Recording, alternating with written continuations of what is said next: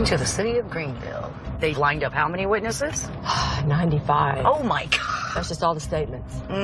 17 years, because it happened in 1997. Early on February 24th, 1997, two young boys found their mom, Kim Steffen, and her boyfriend, Diann Jean, lying dead on the living room floor. Each had been shot to death, and Dennis's neck had been sliced and stabbed. And Kim's two sons are the ones that found them that morning in the house. That's a pretty horrible thing to remember for the rest of your life when you're that young. Because it's a small town where the case went unsolved for so long, a ridiculous rumor started that Kim's 12 and 15-year-old sons committed the murder. So our goals this week are to prove that Kim's sons... Come on, sunshine. Knock, knock. Morning. Hi. Eric Roberts. Eric Curlick. Nice to meet you. We are very excited to have you here. This case has been something hanging around our neck since 1997. How many unsolved cold cases do y'all have? One. So if we get this one knocked out, y'all are good. The case is enormous. 16 binders, 5,000 pages in total. This is a small community. This is an unsolved murder.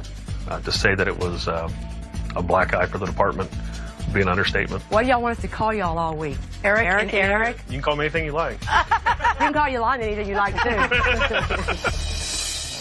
Good morning, boys. Hello. It's great to see you. Great to see you. Oh, hey, Steve. Good to see you again. We're bringing back experienced investigator Steve Spingola, and for the first time, we're inviting Derek Fell, who we worked with on 2 different cases in Vigo County, Indiana, which resulted in arrests and a confession.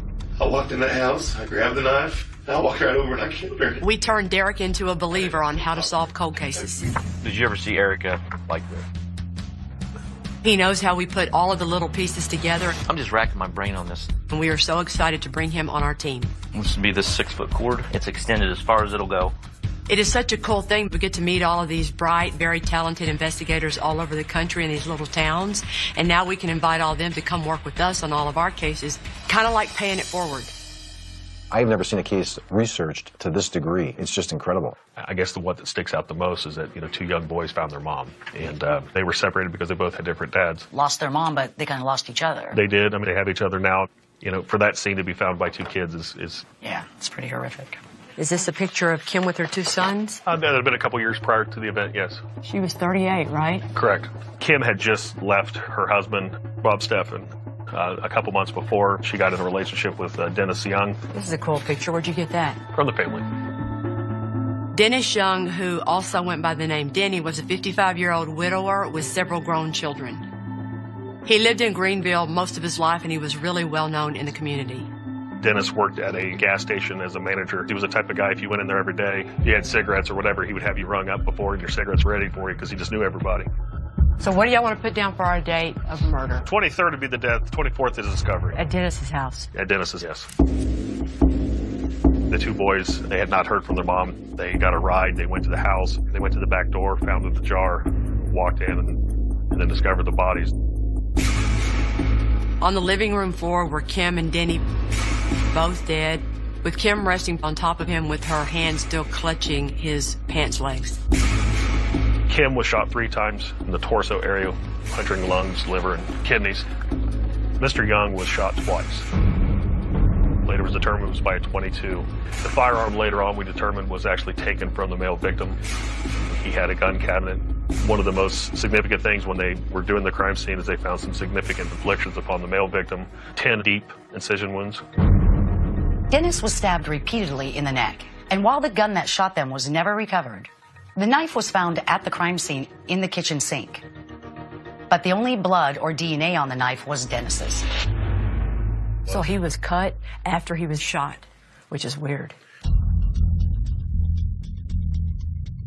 Kim and Denny's last known whereabouts was at a place called Eagles Hall, a social club which they left about 1:30 in the morning. Because their bodies were discovered with their coats still on, the investigators always believed they were murdered as soon as they entered the house. The question is, by whom? Y'all want to start putting what we have and what we do know on the board? All right. Robert Bob Steffen. Intelligent. Yes. He is. Majored He in is smart. engineering. Bob and Kim were married in 1991. Kim and her 2 sons from previous marriages lived with Bob until 1996. She filed for divorce in October of '96. Even though her divorce wasn't quite final, Kim had already begun dating again. How about being jealous? Yes, Bob made some comments in passing to people about his displeasure of Denny being with Kim. Because of the divorce all by itself, Bob has a motive. What he doesn't have is an alibi. His movements that night are really hard to account for. He starts off with the date. He's done with the date by 8:30. Obviously, it's not too great of a date. The one time that Bob's whereabouts that night can be accounted for is during a blind date that had ended several hours earlier that night. That date had been set up by Bob's friend, Patty Burton. Talk about Patty Burton. Patty is from the Dayton area. She's a very, very rough character. She's out there. How do they know each other? She said that he worked on sinks and cabinets for her. Knows Bob as handyman and how else? Drinking buddy? Yes. How do you want to describe her? Erratic. Eccentric, erratic. Did she brag that she helped him with the murders? Our witness says Patty said they deserved it because they're running around together. Right. her only real connection to Kim was Bob, so we need to try and figure out whether or not she could have helped Bob or had a reason to do this on her own. She kind of puts herself right in the middle of it all. Okay, she's more of a unknown. Some people in town even suggested that Kim's sons might have been suspects. There has never been any evidence of that, and all that does is hurt our ability to try and find out who the real killer is. The clock is ticking, and it's time to get going.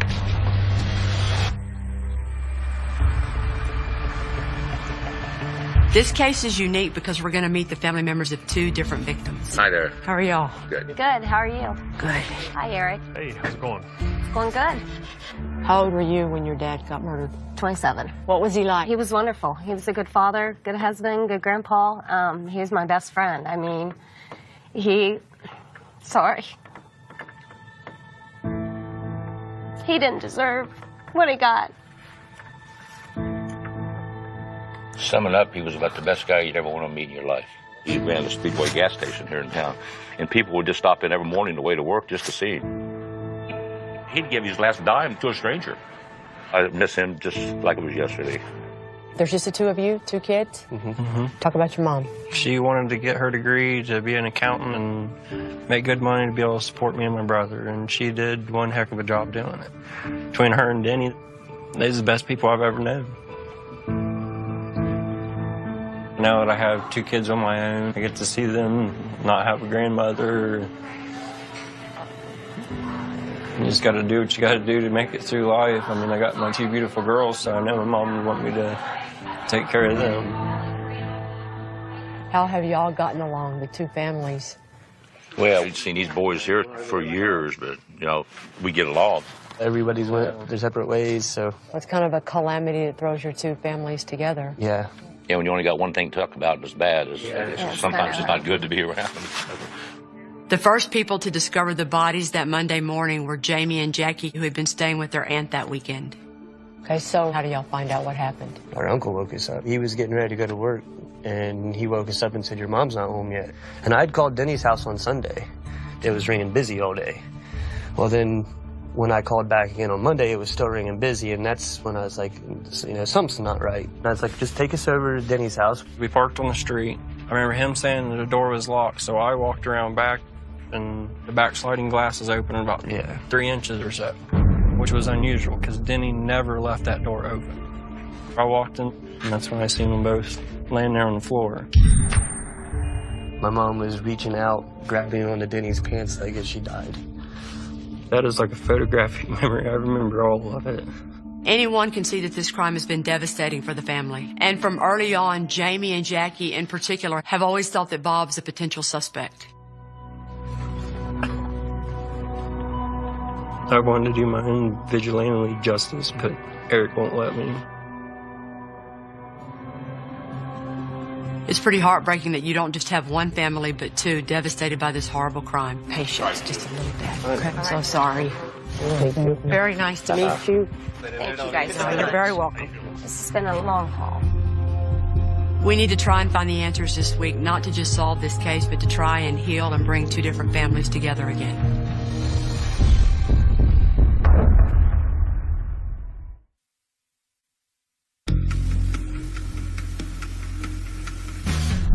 We're in Greenville, Ohio, investigating the 1997 double murder of Kim Steffen and Dennis Young.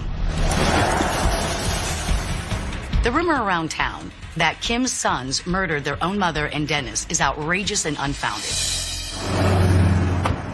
I kind of thought maybe the boys were involved somehow because he seemed so unemotional about the whole thing. I don't know. I thought maybe that everybody was looking in the wrong direction.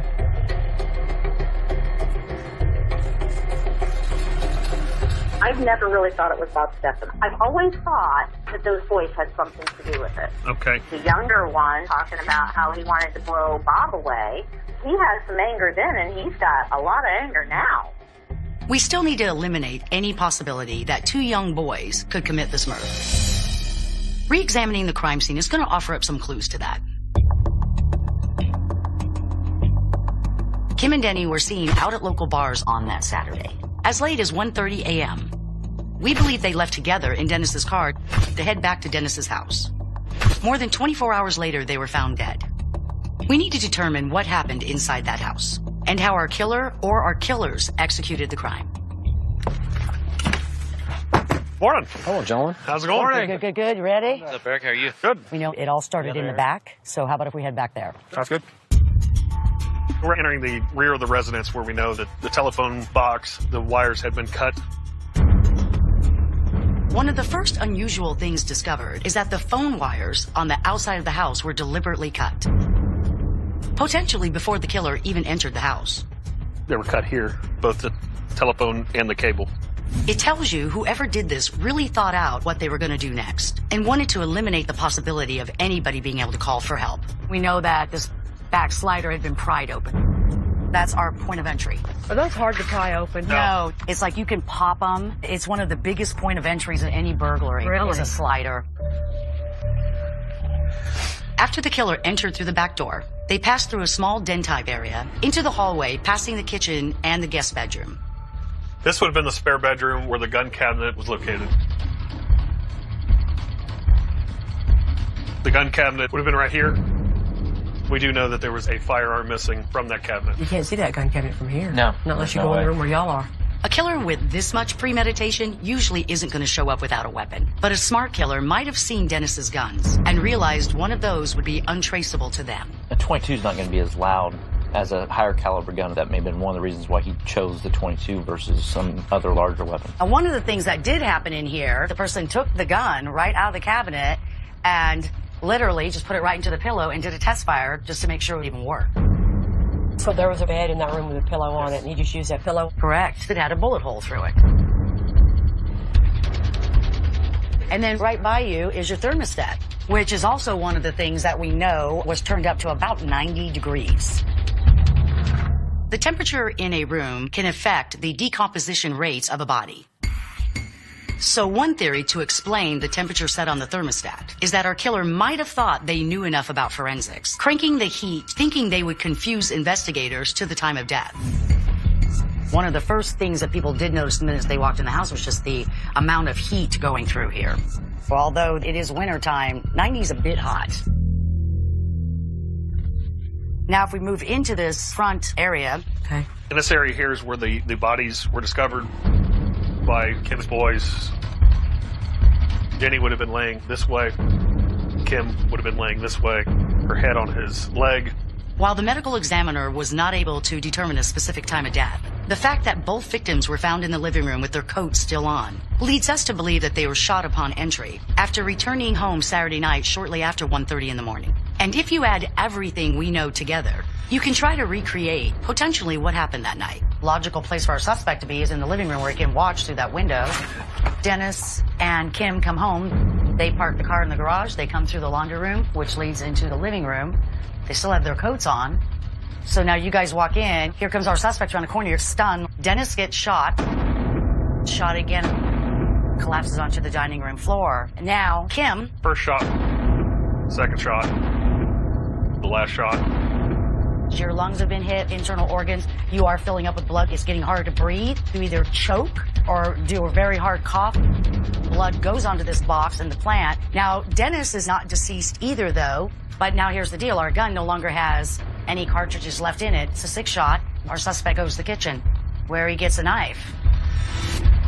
Comes back where Dennis is lying on the ground right by the dining room table, cuts his throat, and then on the other side does a lot more stab-type wounds. What you're not getting is you're not getting a lot of arterial spraying like you would get from cutting those major arteries. So that's telling you the heartbeat is really slowing down, and so is the blood flow through your body. Which is why you think the gunshots happened first. Yes. That would be more forceful. So Kim crawls over to Dennis's leg, where she rests her head on him, and the last thing she does is actually get a pretty good grip on his pant leg. Suspect walks into the kitchen, puts the knife in the sink, rinses it off, walks by, turns the thermostat up to about 90, and left the residence, taking the revolver with him. The forensic evidence tested in this case, even the knife, was inconclusive except for the victim's DNA. I've seen murders performed by children or teenagers. They're messy, they're rushed, and not so methodically planned. And here we have a crime where every single step, from entry to weapon to ambush to exit, were thought out and planned to perfection. This is not a murder committed by children. This is an intelligent and methodical murderer.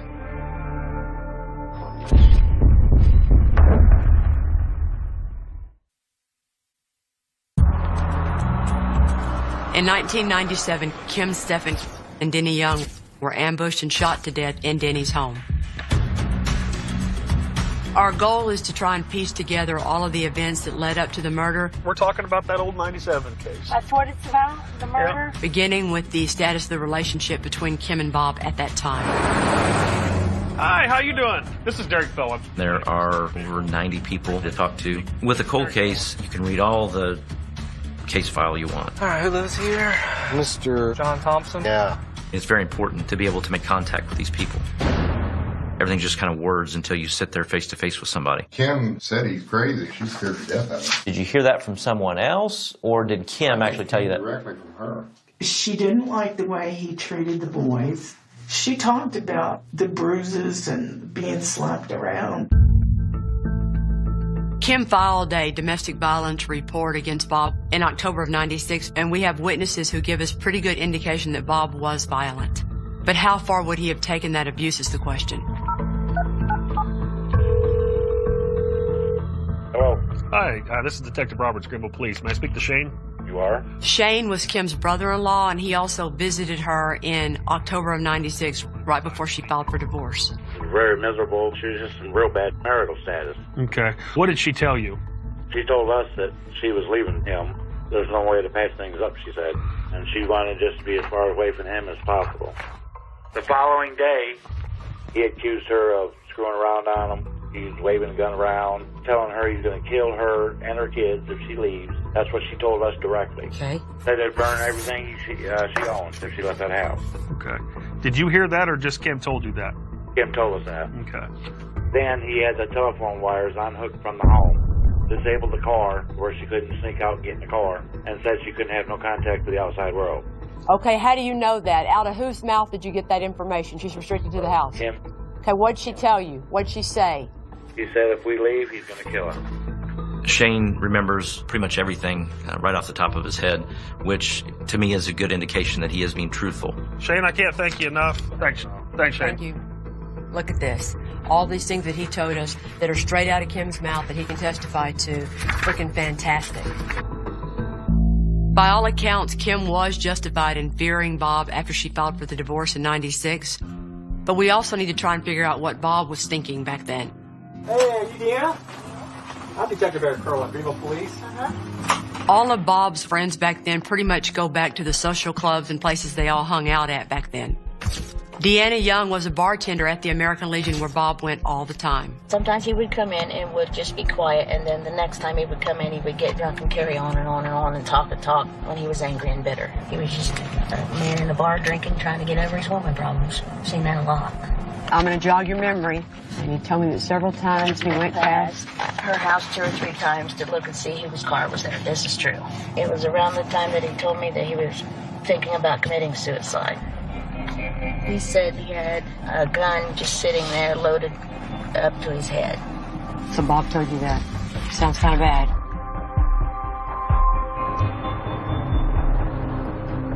I just remember sitting in the truck with him, and he said something about if he found him, he was going to shoot him. What did you think when he said that? I just thought, he was upset because he still loved her.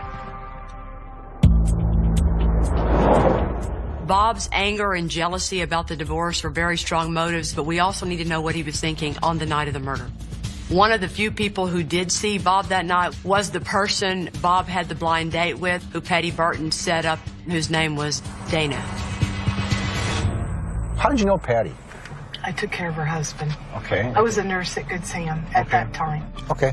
So she arranges a date with Bob Steffen, right? And I told her I would go if she went along, so she went along with us. He didn't say a whole lot. Patty talked a lot more than he did. Okay. We went to Ganghamsburg Church. We also went to the barn for just a little bit, and then I had to come home because I was working the next day. So the last time you see Bob, it's about 8:30, 9 o'clock, and he's driving off with Patty. Right. What Bob did when that blind date ended is one of the biggest mysteries in this case. I left Patty's house approximately 8:30. I drove by Kim's house on the way into town. Didn't see a car there. I went around the block and went out to the Legion. And then he left and went out to see if his brother was home, and then he just meandered back home to his house down back country roads. When you look at it, it's not really an alibi at all. We need to know where he was, but the only time he did anything with a witness was at the bar. The question would be when he's talking to our bartender for those 2 hours where he's drinking and... David Lerner is passed away. Who's David Lerner? He was a bartender. No, he's not the bartender that Yeah, night. he is. That's bad. Without that bartender, we do not have anyone that can tell us what Bob was thinking and how he was acting in the hours preceding the murder. Can you think of another way to get around that? There's other bartenders. That night? No. We need that night because this sets the scenario for the cascading of dominoes. That might have been it. Man, that's... Oh, wow.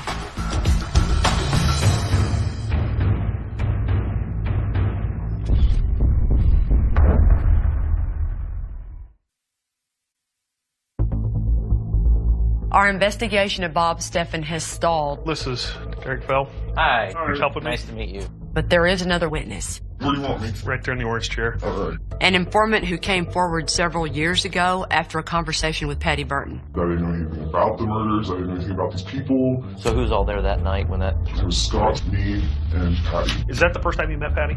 It was. I was warned about her prior to meeting her. How was you warned? I was told to avoid her, and she was the one that killed these people.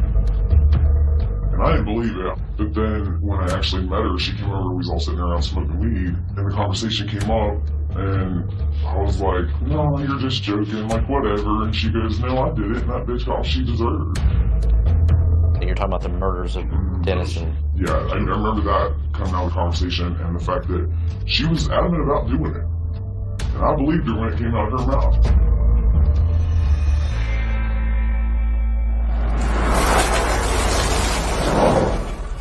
I don't know why you would say you were behind a murder. Why would Patty put herself in the middle of this? It doesn't make any sense. Maybe the other witness who was with our informant that same night can shed some light on this.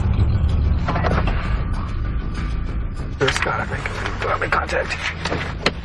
You Scott? All right. Patty would have been your what? She was married to my uncle, John. Do you remember ever being in a conversation and Patty starts to make some disclosures about this homicide? Patty insinuated she did it, but she never said she did it. Basically, all that was really said was, you know how it is, Scott. She just said, if you want something done, do it yourself. If you want That could have been a reference to Bob, too, right? If she'd known Bob did it, does that make sense to you? I never heard no reference to Bob. I know Patty liked him an awful lot, but I don't remember any reference to Bob any of the times we talked about the killings.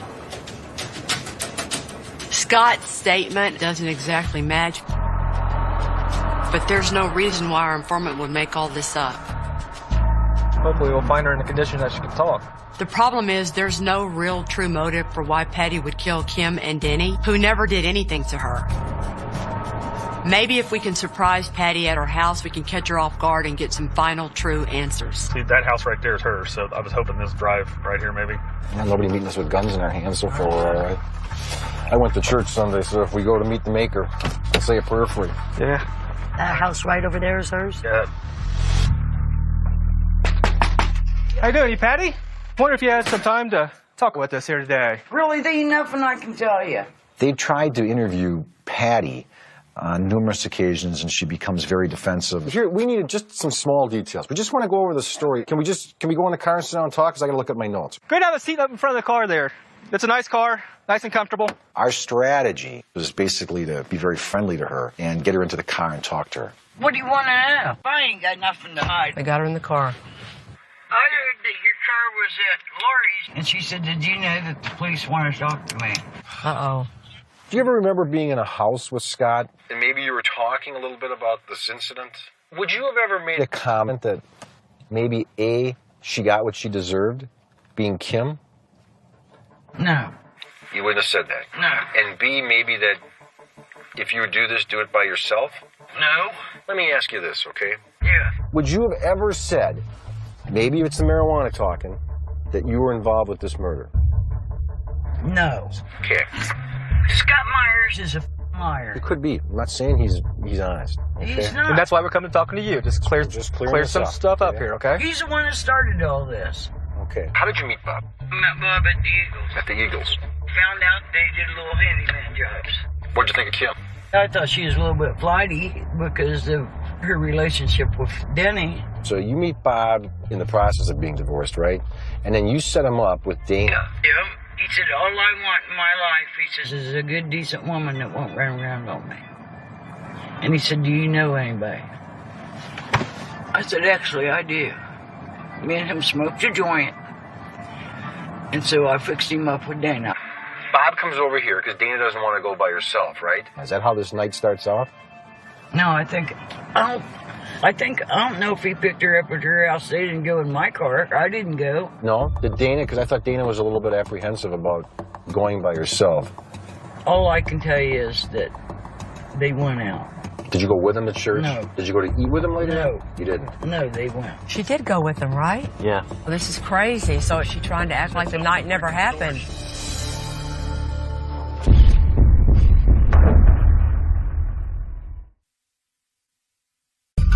Did you go with him to church? No. Did you go to eat with him later? No. You didn't? No, they went. She did go with him, right? Yeah. Well, this is crazy. So is she trying to act like the night never happened?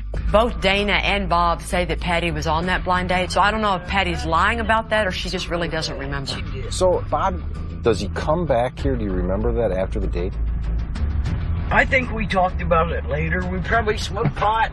After the date? Probably. Okay. And he probably said, Patty, you fixed me up with a knife. Were you ever romantically? No, never. I didn't want him. Ellie is close to my son's age. Yeah, I understand that. Really, I shouldn't even be talking to you. Sure you should. We need your help. Do you understand that? Yeah, I understand that. They ain't I'm not nothing I here. can help you with. I don't know, no more than you know. I met Bob at the Eagles. I smoked a little bit of pot with him, and that's as far as it went. Period. Mm-hmm. Period. That flat out wore me out. You know, I just don't think she's got the mental... Could never keep her on track to save your life. What'd you think? I think she smoked so much dope she doesn't know what the truth is. I think she's trying to pull herself away from the whole thing. This incident with the date, I don't know why she'd lie about it. Is she a party? Is she a co-defendant? Because that interview doesn't help us. I don't know if she has knowledge, if she's minimizing, or she's just smoking dope so much her brain is fried.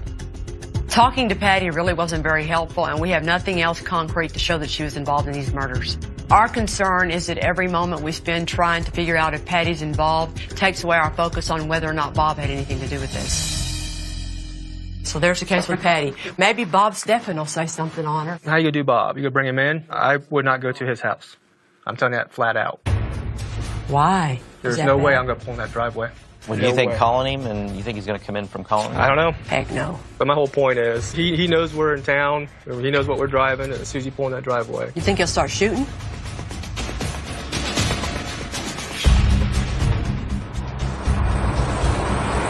It feels like we've talked to everyone in this whole dang town, but until we figure out how to approach Bob, we have to talk to every witness and look for any little piece that we might have missed to see if he was involved or not, and if he was, how was he involved. Did we talk to the landlord? Is he still alive? Forrest Pittman? Yeah. He's alive. Eric, I'm looking at my old notes. Once upon a time, Eric said that Kim came crying to the landlord. That she needed a place to saying live. she needed a place to live. We need to add Forrest Pittman to the list. Is Forrest Pittman live there still? Yeah, he does. Forrest? Yes. Are you familiar with Bob and Kim Steffen? Yes, I knew them very well. He was my handyman. If I needed something repaired at one of the properties, I called him. He did a good job for me when I needed the job done. One day, Kim came to my office, and she told me she needed a rental place because she was leaving him. I put her in this house, and she was living there when, this happened. After Kim filed for divorce, she rented a house from Forrest Pittman where she lived right up until the time of the murders. What's interesting is that Bob was the handyman for Forrest. When I was getting that house ready to rent, after this all came down in the furnace room, the outside vent from the furnace was disconnected. The gases that should be going outside were not. This wasn't something that was an accident, Somebody had taken that off. I suspected that Bob Steffens had probably disconnected that to try to fixate her and her children. No one had rented it in between murder and when you discover this. Well, I wasn't allowed to, Normally, a burning furnace creates carbon monoxide, which travels through the flue into the chimney and out the house. When the flue is separated, as Forrest describes, that carbon monoxide would escape the furnace, filling a small home to lethal levels very quickly. You've been very, very, very helpful, sir. Thank you so much. Excellent. Don't you think? I think it's very, very good. You know what else is good about that, Eric? It's something your DA has never heard. Nope. Do you realize how big this is?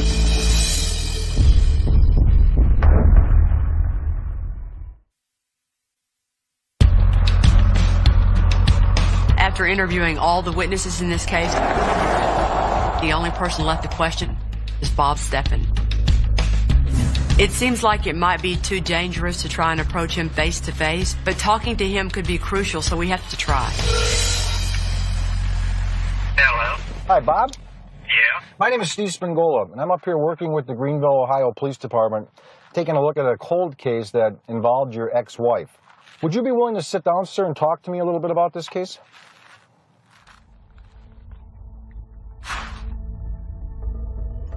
Bob?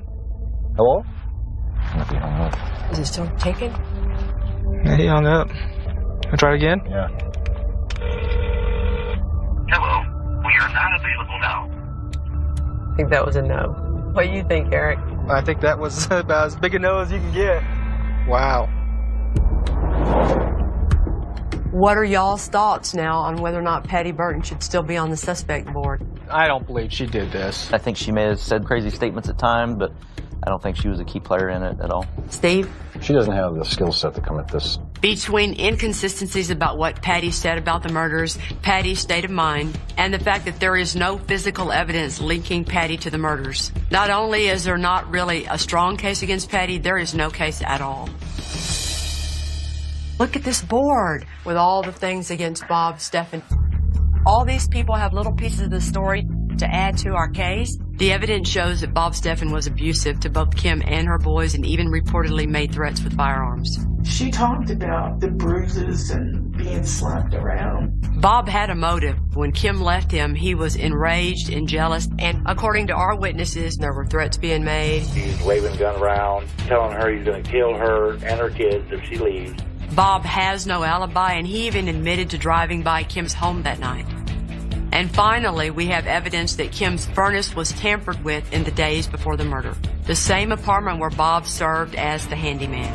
In this case, it feels like a very intelligent killer methodically cut the phone lines and was lying in wait for Kim and Dennis. Are you ready to take it to your DA? As excited as I've ever been on it. We wish y'all luck.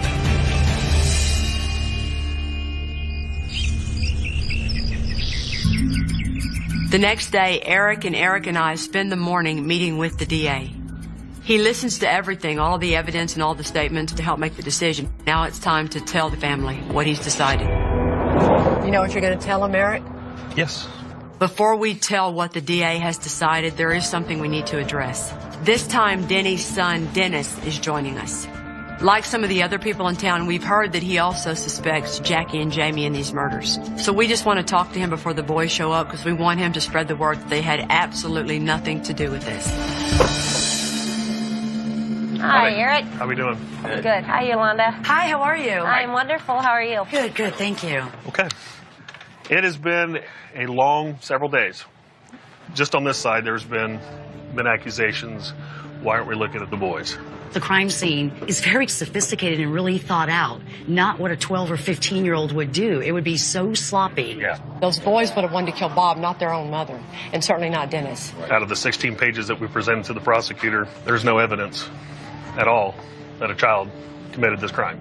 So if y'all hear that from your people anymore, tell them to stop. It's ridiculous. Yes, I don't believe that. Okay? Yeah, I don't it's believe ridiculous. that at all. Yeah. So they're downstairs waiting to hear just like y'all are. These boys have been through so much in their lifetime, and can you imagine how good it feels for Eric to be able to share with them what has happened? Come have a seat. We presented what we found to Kelly Ornsby.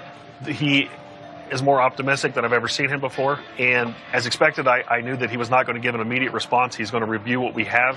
He said to tell you he is encouraged. He just wants to read it all so he knows it like Eric does.